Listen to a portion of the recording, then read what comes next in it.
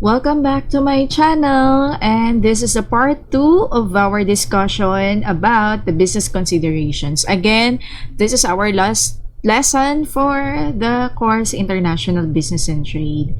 I just want to thank you all for listening, especially dun sa mga nakinig simula sa introduction to international business up until sa last topic na ito. So, now, kanina, I already discussed the marketing plan and the financial requirements.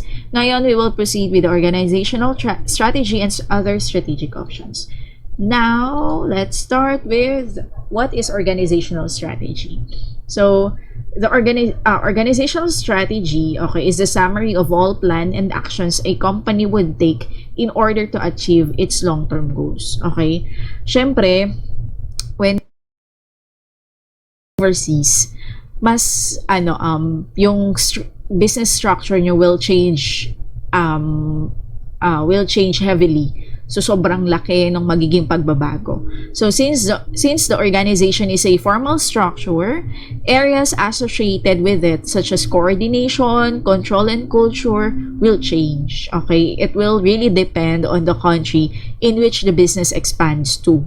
Okay? That is why a strategy must be in place to ensure the said areas would flow seamlessly. That is why we need an organizational strategy. Okay? Now, we have different types of organizational strategy or yung mga ways on how to strategize your organization. Number 1 is the vertical integration. Ayan. What is vertical integration? So from top to bottom, the company controls its suppliers, distributors, and other retail partners with aims of reducing costs and ensuring efficiencies. So when we undergo in a vertical integration, ayan, company, they parang you will now, this is your strategy wherein you will control your suppliers, distributors, parang magte-take control kayo sa kanila para makabawas kayo sa costs. Ayan. And syempre, ma-ensure nyo na madideliver kaagad ang products or yung raw materials na kailangan nyo. So that is how it is with vertical integration.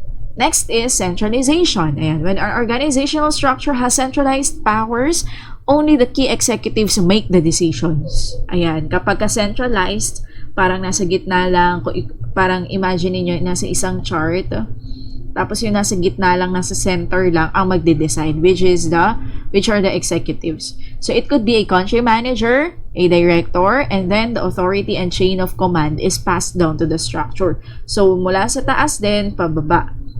Okay? Ang difference niya sa vertical integration, ito, sila mismo yung magkocontrol sa suppliers, distributors, and other retail partners nila. Okay? Now, centralization, ang magde-decide lang ang executives, ang pinakamataas, sila lang.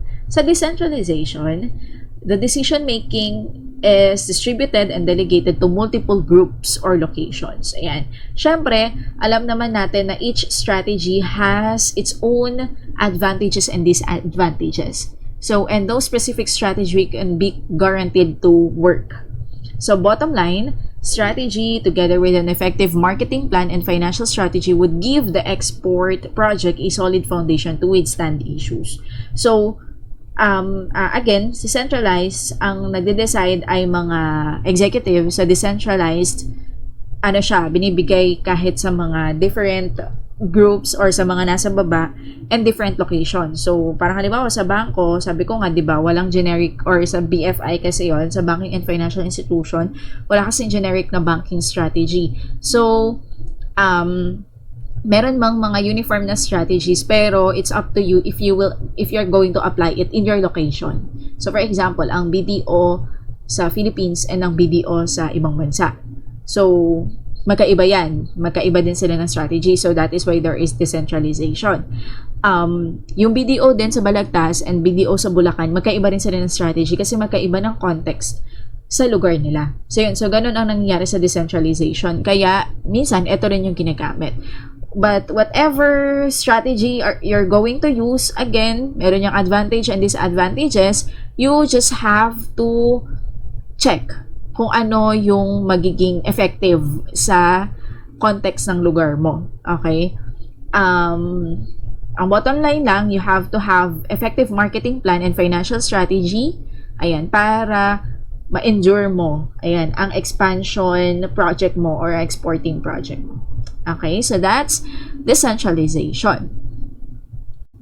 Next, let's proceed with the different types of organizational structure. So we have 5: functional structure, international division structure, product division structure, geographic area, and matrix division structure. So I provided also a sample matrix or a sample structure for each of these para mas maging mas maintindihan natin. Number 1 is a functional structure. Okay? In this structure, the jobs are divided by specialization and created with the primary goal of efficiency. So, dito, ang strategy is i-divide ang mga trabaho based sa kung ano ang specialization nyo. Syempre, ang goal is para mas mabilis or para mas efficient. This structure is ideal for narrow product lines and single technology companies. If you're going to look at it, it looks like this. Ayan, CEO, and then meron lang operations, marketing, pwedeng finance, ganyan. And then, nandito na sa ilalim yung different branches kung saang bansa meron. It could be Philippines, Hong Kong, Singapore, and other places or other countries. So, ganyan, functional structure could be the simplest form of organizational strategy. Let's look at the other forms. Number 2 is international division structure. So, each country would have a specific business activity of its own. So, eto, ginagamit siya kapag yung isang bansa ay meron silang ibang ginagawa pa. Okay, meron pa silang bukod sa process na meron yung business sa iba't ibang bansa, at parang ito ay meron pa silang specific on their own. Ayan, this structure is made to avoid duplication of activities and to focus on national or cultural specific skills. Ayan, kasi syempre, minsan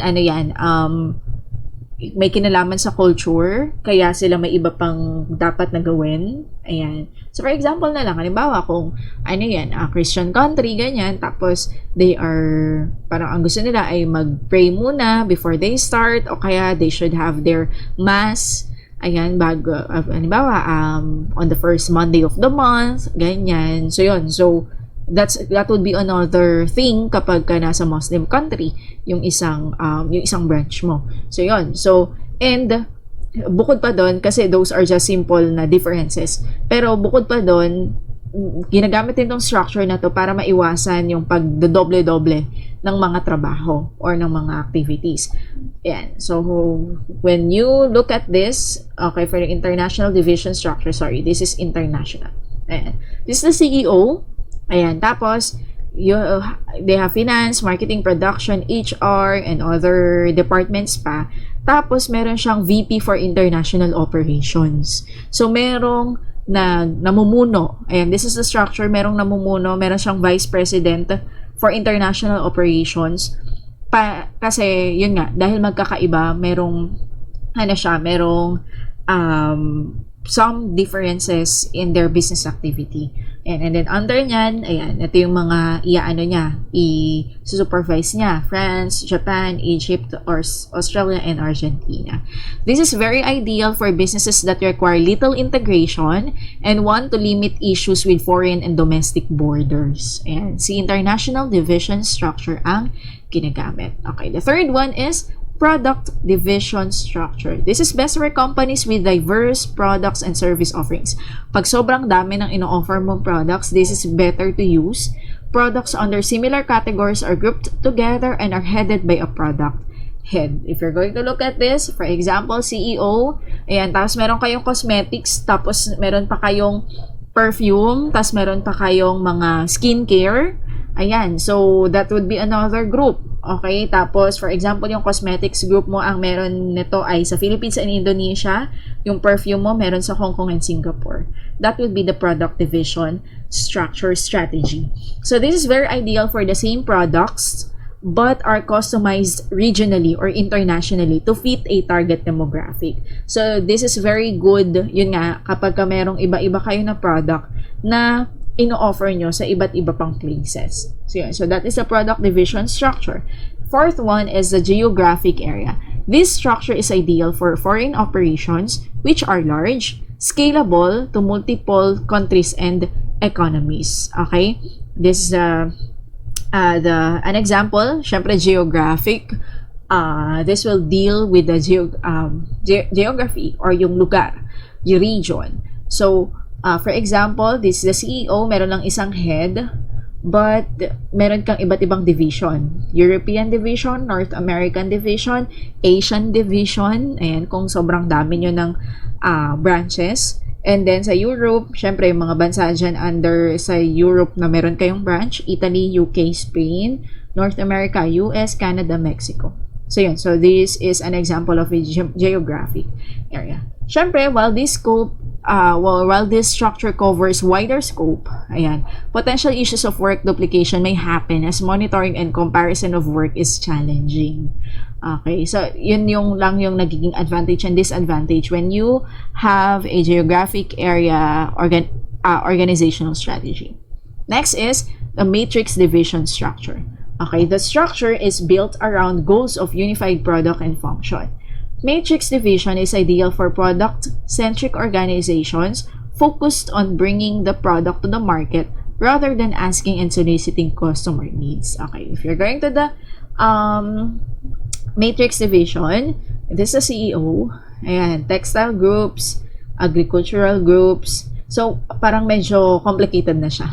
Ayan, tapos Europe, Africa group, and then the Latin American group, and then si textile groups, pwede siyang mag-supply in the United Kingdom, ayan, tapos si agricultural din, tapos ganun din, parang si textile, pwede mag-supply to the Europe, Africa group, si agricultural products, ganun din. So yun, so this is just, this is very, a bit complicated. Ayan, ginagamit ito, ayan, para kapag meron kayong goals sa isang unified product. Okay, halimbawa isa or konti lang yung products niyo, tapos meron kayong particular goals for that. Ayan, it is focused, ayan, on bringing the product to the market rather than asking and soliciting customer needs. So, ayan, this is the matrix division structure. So, we're now in our final topic for business considerations. So, we have strategic options. Ito medyo for review na lang natin kasi I already discussed different businesses, different types of businesses in an international level. If you remember the multinational, transnational, so yun. So, ito yun. Okay? We will just review this and dadagdagan lang tayo ng isa. Okay? So, syempre, yung mga strategies that the international businesses used are continuously growing, syempre due to globalization and internationalization. However, we can narrow down strategies used by companies who have successfully expanded globally and created economies of scale through standard products and services. So let's see the following strategic options. So the first one is the multi-domestic strategy. Okay, it pertains to multiple product customization and tailoring to meet the specific demands of each country. Ayan, so ito yung medyo imo-modify mo yung products and services mo para ma-meet or in context doon sa bansa na pupuntahan mo or pag-branch outan mo. Multi-domestic companies are decentralized in nature and giving companies more freedom to modify their products to local taste. So, this is an example. Ayan si Maggie. If you're going to look at it, hindi lahat ay meron tayo. Ayan, ito yung pasta mushroom penne sa Italy to. Ayan, so, and other more. Si Nestle, ayan, they have Maggie. Ayan, this is one of their product lines. Isa sa variations nito ay ang Maggi Bangkok Sweet Chili Noodles for Thailand, Magic Sarap sa atin, Maggi Coconut Milk powder sa Sri Lanka, and Maggi Buna Masal in India. Ayan. So, iba-iba ng product or minomodify nila yung product offering nila depende sa market. Okay? That is the multi-domestic strategy. Sa transnational strategy naman, it is slightly similar to multi-domestic strategy. However, the company uses global integration and tries to create economies of scale but in an upstream direction. Yung mga transnational companies, they rely on a global network of subsidiaries who will support the products in their respective regions. One example is alam naman natin, Unilever. Okay? Despite some cultures not originally familiar with tea, ayan, as a staple drink, so Unilever is successful or was successful in creating a friendly, cooperative culture among countries. Na inintroduce nila yung Lipton products nila. Okay, we can say they have applied the same strategy with the introduction of margarine products to non-adopters. So, from Europe and North America who uses margarine heavily as part of their ice cream products and frozen food, they have integrated rapidly to Asia by introducing low-calorie options for meals and beverages. So, si Unilever naman, or ang transnational strategy naman, nagagawa nila ng paraan, okay, on how they will or paano papatok sa ibang bansa na hindi ganun yung culture, okay, yung products and services that they have. Medyo imomodify mo, halimbawa dito, yung margarine and other margarine products nila, parang naglagay lang sila ng low calorie options. So, yun. So, pero naka-ano pa din, naka-indicate pa din doon yung product na meron sila. And especially yung Lipton, 'di ba? Kung hindi naman masyadong nagtsatsaa yung mga tao sa isang lugar, paano nila 'yon paano pa rin nila na-introduce yung product nila? Okay? So that's how it is with the transnational strategy. Next strategy is the international strategy. So here, the products are manufactured at home and exported overseas. The decision making for such companies is strictly done in the home country. So this strategy is very common for most companies exporting. Okay? So one perfect example is Amazon. Ayan. So I got this in this source wherein their warehouse is operated by robots. Ayan. So Amazon is an example of international company which operates globally with its logistics, reselling, dropshipping business, continuously expanding worldwide, while most of the process, systems, and decision making are all done at their headquarters in Seattle, Washington, USA. Okay. So again, sa international, ito yung strategy ng mga exporting companies. So ginagawa sa home country, tapos dinadala sa ibang bansa. Sa global strategy, it is highly centralized and geared towards reducing costs and maintaining highly efficient operations. So kanina, this is very different from multi-domestic, or multi-domestic is also called multinational, if you remember it in our first lesson here in IBT. I already discussed that, diba? Sa global companies, if you remember, products or services remain constant regardless of the country or region it is being distributed to. Okay? This is very opposite with the multi-domestic or multinational companies. So, one perfect example is the Pfizer. Ayan. Which ang products nila ay available worldwide. So, for organizations, ayan, strategies are very crucial and a prerequisite for effective decisions. Most businesses spend countless efforts and resources just to make sure they are employing the strategy they would serve them the most profit and sustainability. So again, it's really up to the business if they will have multi-domestic or multinational, transnational, international, or global. But as madalas naman, ayan, or ang most common is the international, ayan, wherein i-export mo lang yung products mo. Pero yung lahat ng decision making ay sa isang headquarters lang. Ayan, so that's the international. It's really up to you kasi yun nga, there are some products na kailangan talaga i-modify. Depende sa context ng isang company or isang bansa. So yun. But again, it will be up to the business on what strategy are they going to do or they use.